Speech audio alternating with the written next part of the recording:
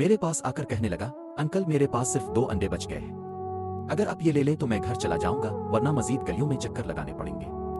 मैं इसे हैरत से देखने लगा।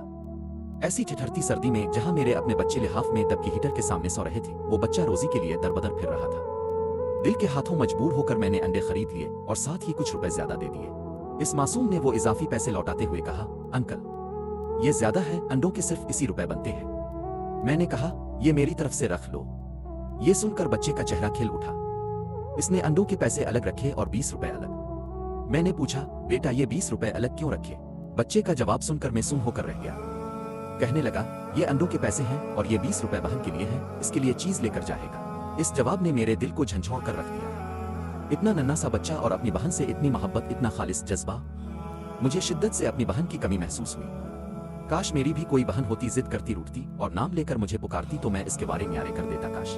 मैंने अपने आंसू छुपाते हुए दुकान से एक बिस्कुट का डब्बा लेकर इसे तोहफे में दिया, जो इसने कई बार इनकार के बाद कबूल किया।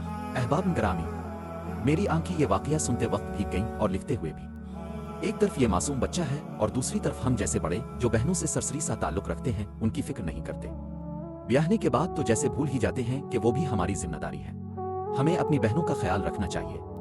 भाई बहन का मान और साया होता है। खुदारा अपने इस रिश्ते को वक्त दीजिए, एहसास दीजिए, मोहब्बत दीजिए।